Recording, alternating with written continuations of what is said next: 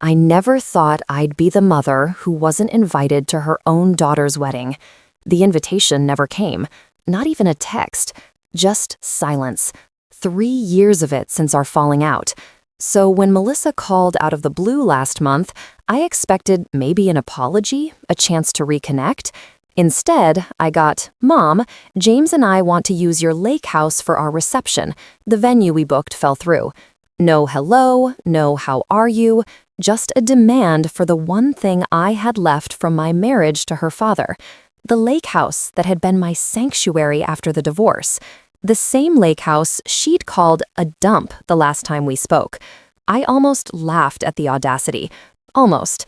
I took a deep breath and said the hardest 2-letter word I've ever had to say to my daughter. No. The silence on the other end was deafening. Then came the explosion. "You've never been there for me. Not once," she screamed. If she only knew the truth. The sacrifices, the secrets I'd kept to protect her all these years. By the time I hung up, I knew things would never be the same. But I didn't realize how quickly my entire family would turn against me, or that my ex-husband would show up at my door with threats. I was suddenly the villain in my own family's story. So here it is, the full truth about why I refused to give my lake house to the daughter who couldn't be bothered to invite me to her wedding, and the 20-year secret that blew my family apart when they pushed me too far. I met Richard during my sophomore year at the University of Michigan. He was charismatic, ambitious, and came from old money, the kind of family with a compound in Cape Cod and Christmas cards that looked like Ralph Lauren ads. I was a scholarship kid from Lansing with divorced parents and student loans. When he proposed after graduation, his mother Charlotte presented me with a prenup thicker than my thesis. "Just a formality, dear," she said, watching me sign away rights to everything except what I brought into the marriage, which was essentially nothing. We settled in Ann Arbor, where Richard joined his father's law firm, and I taught high school English. Melissa arrived 2 years later, followed by her brother Jake 3 years after that. On the surface, we were the perfect Midwest family, matching outfits for Easter photos, summer vacations in Traverse City, soccer games, and dance recitals. But behind closed doors, Richard had inherited more than just his family's money. He had his father's temper and his mother's talent for subtle cruelty. Nothing I did was ever quite good enough. Dinner was either overcooked or underseasoned. The house was never clean enough for his impromptu dinner parties with colleagues. My clothes were too casual, my opinions too liberal, my career too small-time. The first time I truly felt humiliated was at Melissa's 5th birthday party. I'd spent weeks planning a beautiful backyard event, hand-painted fairy decorations, a homemade cake shaped like a castle. Charlotte arrived early, took one look around, and made a phone call. 30 minutes later, a professional party planner showed up with a team and completely transformed everything while I stood by, useless. "We can't have the partner's children thinking we don't know how to entertain," she whispered, patting my arm. Richard just winked at me across the yard as if we were sharing a joke. "Mom saved the day again," he said later, as though I should be grateful. Melissa grew up watching this dynamic. By 13, she'd mastered her grandmother's raised eyebrow, her father's dismissive laugh. When I chaperoned her middle school dance, she introduced me to her friends as, "My mom, she just teaches English," with the same inflection someone might say, "She just cleans toilets." Jake was different. Quieter, more sensitive. He'd slip his hand into mine after these moments, a silent alliance. "I think you're cool, Mom," he'd whisper, but only when we were alone. The turning point came when Richard's father died unexpectedly when Melissa was 16. Among the inheritance was a modest lake house on Higgins Lake. Nothing fancy, just a 3-bedroom cabin with a dock and spectacular sunsets. To everyone's shock, Theodore had left it directly to me in his will, not to Richard. "Because Sarah's the only one who ever asked about my fishing stories," the will read. Charlotte was livid, Richard was embarrassed, but for the first time in our marriage, I had something that was truly mine. Richard's gambling problems started small: fantasy football leagues, poker nights with colleagues. I didn't realize how bad it had gotten until our 20th anniversary, when instead of the trip to Italy he'd promised, I received foreclosure notices for our home. He'd remortgaged it without my knowledge, using forged signatures. He'd emptied our savings, maxed out credit cards, even taken loans against his 401k. The only thing he couldn't touch was the lake house. When I confronted him, he broke down, not with remorse, but with accusations. It was my fault for not earning enough, my fault for making him feel inadequate, my fault for having Theodore's favor. That night, he slapped me for the first time, and the last. I filed for divorce the next day. The secret I've kept for 20 years isn't about Richard's gambling or even that single instance of physical abuse. It's about what happened after, what I discovered while sorting through our financial wreckage. Tax forms showing a second property in his name, bank accounts I'd never seen, and photos, dozens of them, of Richard with another woman, and a child, a daughter, about 5 years younger than Melissa, a half-sister my children never knew existed. I made a choice then that would change everything. I kept the secret, not to protect Richard, but to protect Melissa and Jake from the knowledge that their father had been living a double life for years, that the financial troubles weren't just from gambling, but from supporting a second family. I thought I was doing the right thing. Maybe I was wrong. After the divorce, I rebuilt my life piece by piece. I used what little settlement I received to go back to school and get my master's degree. I moved up from teaching high school to becoming an adjunct professor at Washtenaw Community College. It wasn't prestigious, but it was mine. The lake house became my sanctuary, the place I'd retreat to on weekends and summer breaks to heal and find myself again. Jake stayed close through it all. Even when he left for Michigan State, he'd call 3 times a week and come home monthly. Melissa, though, sided completely with her father. Richard had spun a masterful narrative. Poor him, blindsided by his unreasonable wife who demanded a divorce after one little mistake. He never mentioned the gambling, the debts, the other family. And I kept my promise to myself never to drag the kids into the ugly truth. Melissa thrived under Richard's wing. He paid for her to attend Northwestern, bought her a condo in Chicago after graduation, and introduced her to James, the son of his law partner and, in Richard's eyes, the perfect match. From Facebook and Jake's occasional updates, I watched my daughter's life unfold from a distance. I sent birthday cards, Christmas gifts, graduation congratulations. Most came back unopened. The few times we spoke were strained and brief. 3 years ago, Jake called me, unusually hesitant. "Mom, Melissa's engaged. The wedding's next June." My heart leapt. Finally, a chance to reconnect, to be there for this important moment. "She's going to call you," he assured me. "Dad's been pushing her to include you." That call never came. Instead, I received a brief email. "I think it's best if you don't attend. It would make Dad uncomfortable, and this day is about family coming together, not reopening old wounds." Family coming together. The irony wasn't lost on me. I respected her wishes. I sent a generous gift, a pair of antique sapphire earrings that had belonged to my grandmother, with a note saying I understood and would be there in spirit. The package was returned unopened with "Return to Sender" scrawled across it in Melissa's handwriting. The wedding happened. I saw the photos on Instagram, Melissa radiant in white, Richard proudly walking her down the aisle, Charlotte adjusting her veil, Jake looking uncomfortable in his groomsman suit. And there, in several photos, was a woman I recognized from those hidden pictures, standing off to the side. Linda. Richard's other wife? Girlfriend? I never knew exactly what to call her. But there she was at my daughter's wedding.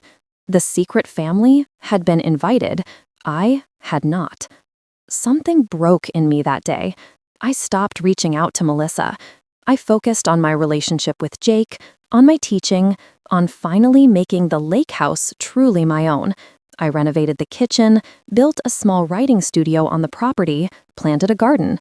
I dated occasionally, made new friends, started a book club. I was healing.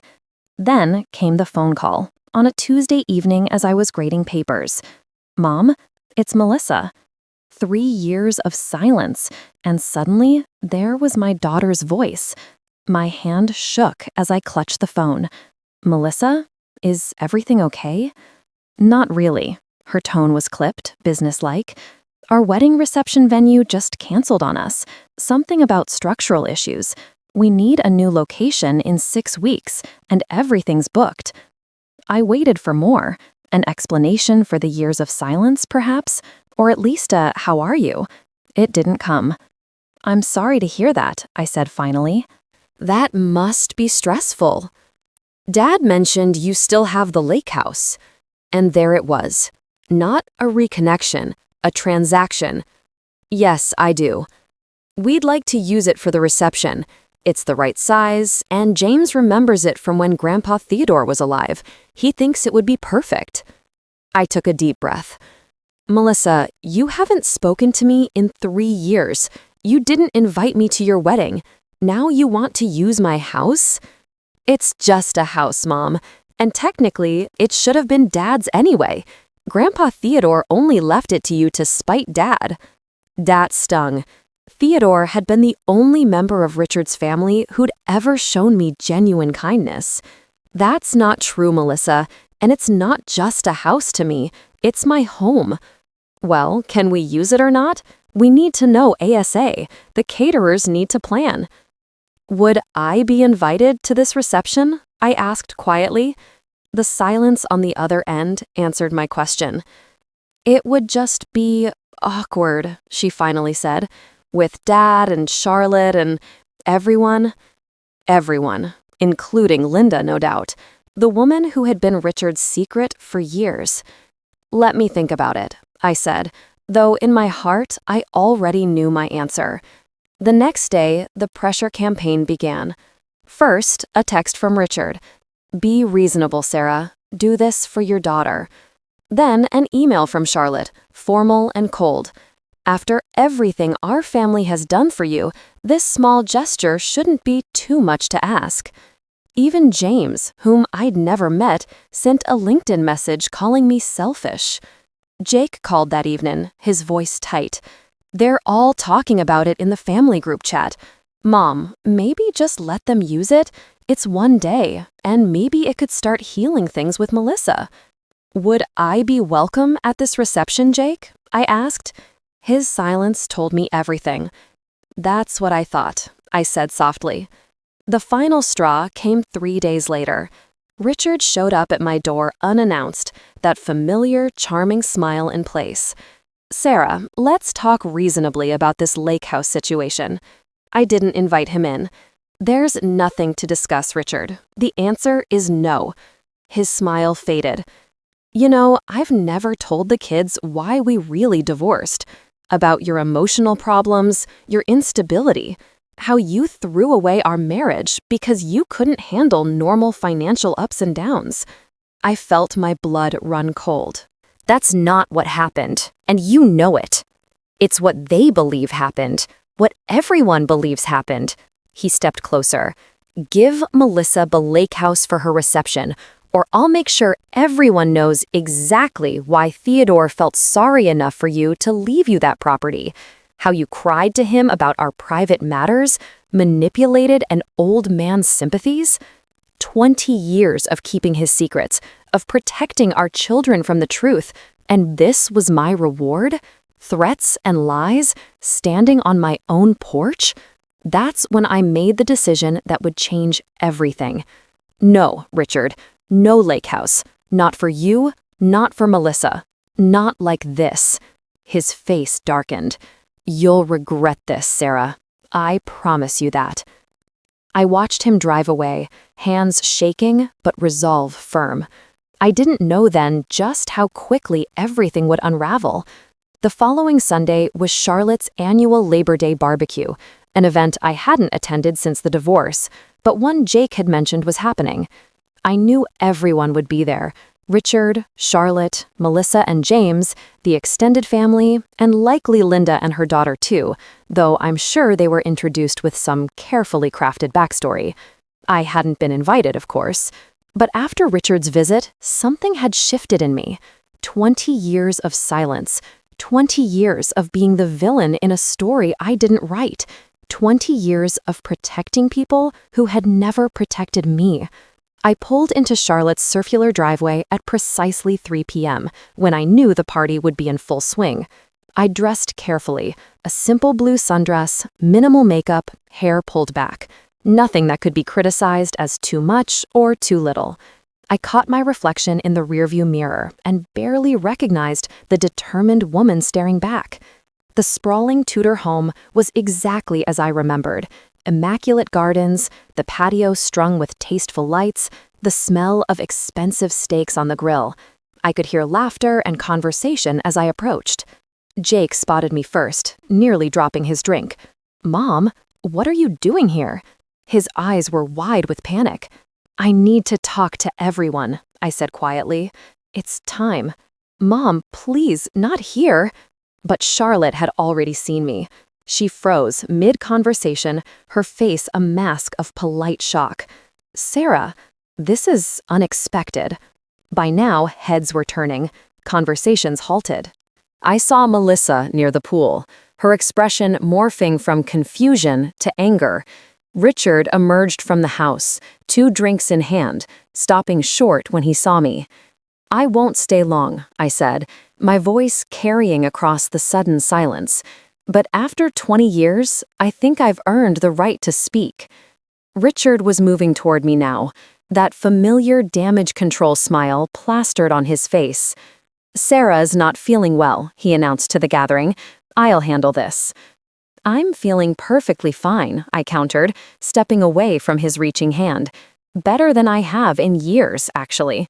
I looked directly at Melissa, who was now standing rigidly beside James, her fingers digging into his arm. "You wanted to know why you can't use my lake house? Here's why. That house is the only thing I have that wasn't tainted by your father's lies. The only thing that represents someone in this family seeing me, truly seeing me, as worthy of respect." "Mom, stop it," Melissa hissed. "You're embarrassing yourself." "No, Melissa, I'm finally standing up for myself. For 20 years, I've kept your father's secrets. For 20 years, I've let him and Charlotte paint me as unstable, unreasonable, a bad mother who abandoned her family. I did it to protect you and Jake, but I'm done protecting people who use my protection as a weapon against me." Richard was beside me now, his hand gripping my elbow painfully. "That's enough," he muttered. "You're making a scene." I pulled away. "You threatened me, Richard, on my own porch, after years of gambling away our money, after forging my signature on loans, after—" I took a deep breath, looking around at the shocked faces. "After living a double life for over a decade." The murmurs started then. Charlotte stepped forward, her voice sharp. "Sarah, you're obviously unwell. Perhaps we should call someone." "Call whoever you want," I replied. "But first, let me introduce everyone properly to Linda." The slender woman standing near the grill paled. Beside her, a young woman who looked startlingly like Melissa froze. "Linda isn't just an old family friend, is she, Richard? And Heather isn't just the daughter of your college roommate." I turned to Melissa and Jake. "She's your half-sister, born when Melissa was 5. Your father has been maintaining 2 families for most of your lives. The gambling that I supposedly overreacted to, that was just part of the financial strain of supporting 2 households." The silence was absolute now. Jake had sunk into a chair, staring at his father with dawning horror. Melissa was shaking her head, but I could see the pieces clicking into place behind her eyes. Unexplained absences, secretive phone calls, the mysterious business trips that never seemed to align with his firm's cases. "You're lying," she whispered, but there was no conviction in her voice. I reached into my purse and withdrew a sealed envelope. "Everything's in here. Bank statements, photos, the deed to the condo in Royal Oak where Linda and Heather lived until 5 years ago. I've had copies made. I'm not hiding anyone's secrets anymore." I placed the envelope on a nearby table. No one moved to take it. Richard's face had turned an alarming shade of red. "You vindictive bitch," he spat. "After all these years, you just couldn't let it go, could you?" "Let it go?" My laugh sounded foreign to my own ears. "You've spent 20 years turning our children against me, using my silence against me. And then you had the audacity to demand my lake house, the one thing that's truly mine, for a reception I wasn't even invited to?" I turned to Melissa, whose mascara was now streaming down her cheeks. "I wasn't invited to your wedding, but Linda was. Your father's other family was there, while I sat at home looking at photos on Instagram. And now you want to celebrate in the one place that has helped me heal from all of this?" James had stepped away from Melissa, his expression unreadable, as he looked between her and his future father-in-law. "This isn't how I wanted you to find out," I said more softly. "I never wanted to hurt you or Jake. That's why I stayed silent for so long. But I won't be threatened anymore, and I won't be made the villain for protecting myself." Charlotte had moved to Richard's side, her face ashen. "Is it true?" she asked him.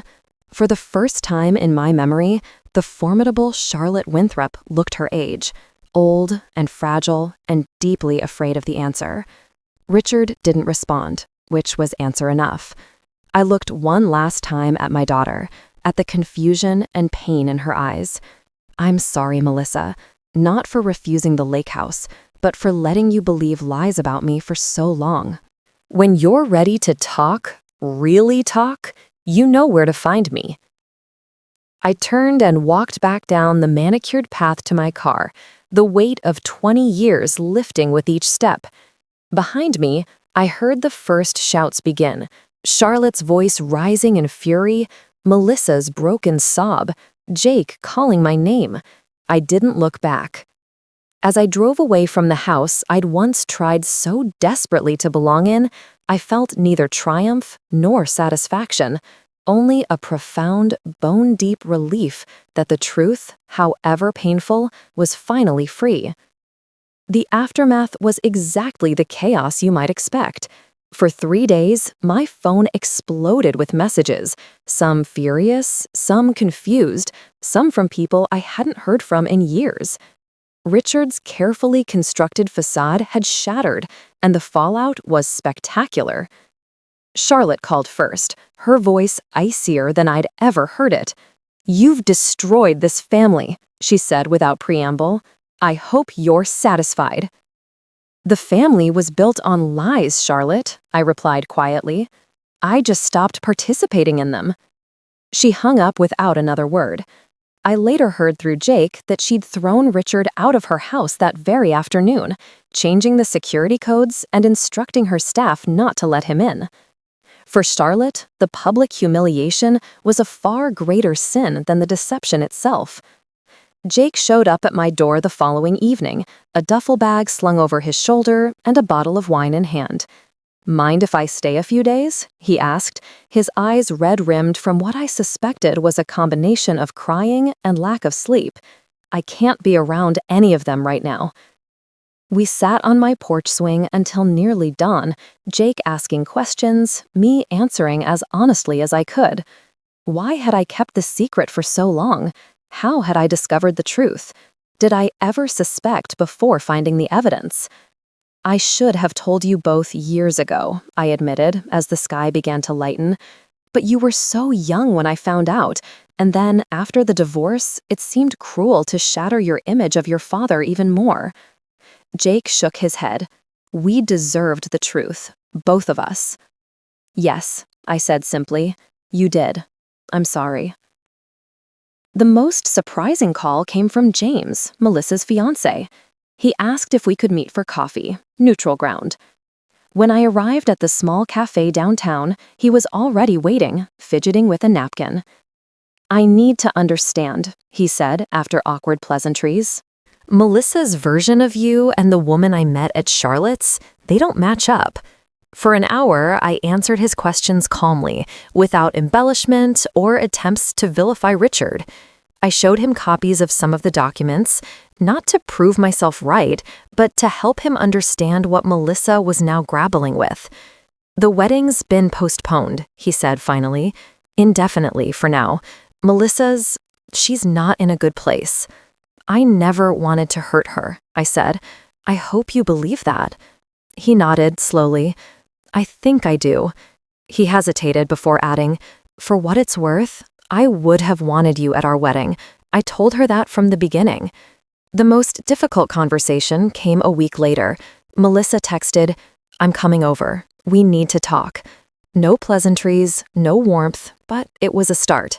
She arrived looking exhausted, her usual perfect appearance replaced by jeans and a sweatshirt, hair pulled back carelessly. For a long moment, we just looked at each other across the threshold. Can I come in? She finally asked. We sat in my living room, the silence stretching uncomfortably between us. I met with Linda, she said abruptly, and Heather. That surprised me. How did that go? Terribly. Wonderfully. I don't know. She ran a hand through her hair. Turns out, Linda thought I knew all along, that Dad had told us about them years ago. She's been thinking I was some kind of monster who was fine with their arrangement. And Heather? Melissa gave a small, sad smile. She seems nice.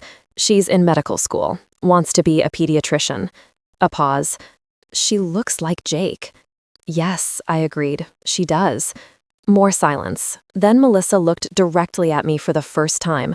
Why didn't you tell us? All these years, why let us believe Dad's version? I thought I was protecting you. And maybe, I hesitated, then decided on complete honesty. Maybe I was protecting myself too. Being the villain was painful, but fighting the narrative would have meant constant conflict, constantly forcing you children to choose sides. I didn't want that for you. So you just gave up? Let me believe you abandoned us? The accusation stung, but it wasn't unfair. I never stopped reaching out, Melissa.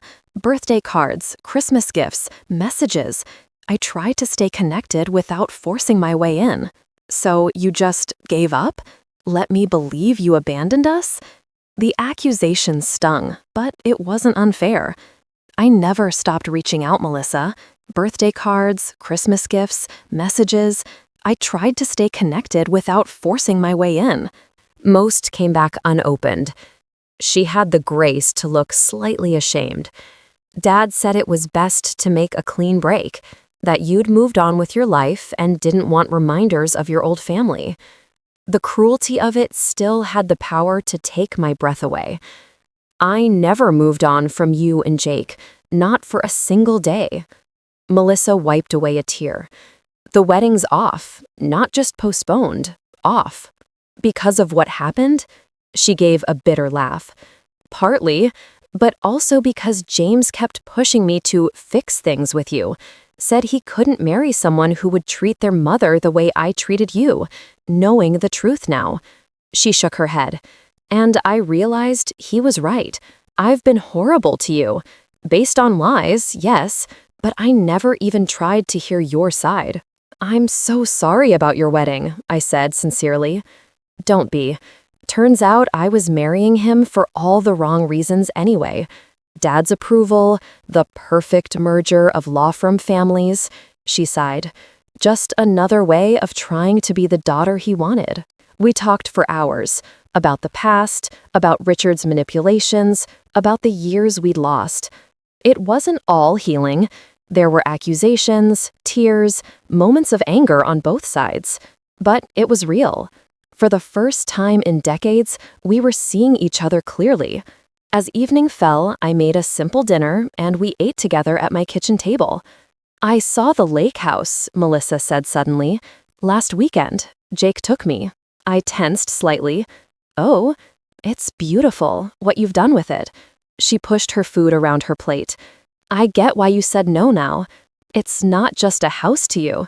It's the life you built after everything fell apart. I nodded, not trusting myself to speak. Dad filed for bankruptcy last week, she continued. Apparently, he's been in financial trouble for years. Charlotte cut him off completely. A pause. He asked if he could stay with me. I said no. The unexpected twist came 2 months later. Charlotte called, asking if she could visit, a request so unprecedented I initially thought it was a prank. She arrived with her typical precision, exactly on time, immaculately dressed. But there was something different about her, a new fragility beneath the polished exterior.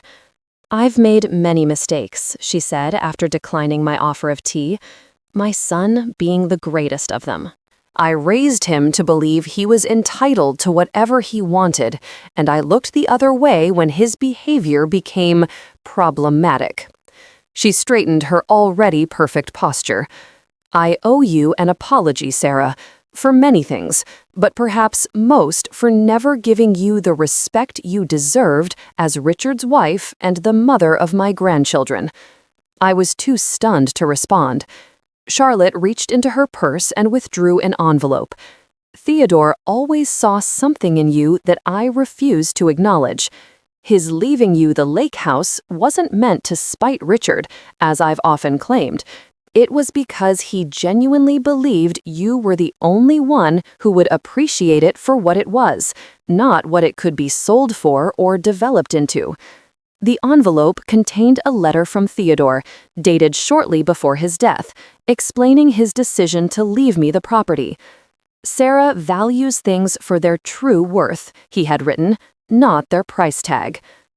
He left me a similar letter, Charlotte said quietly. I chose to ignore it. It was easier to believe he was being deliberately hurtful than to acknowledge he might have seen something I missed. Before leaving, Charlotte extended another olive branch. I've established a trust for Jake and Melissa, and for Heather too, once I've had the chance to know her better. I can't undo the past, but perhaps I can help ensure a better future.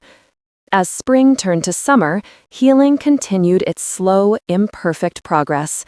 Jake moved to Detroit for a new job, but visited often. Melissa and I spoke weekly, our conversations gradually becoming less strained, occasionally even comfortable.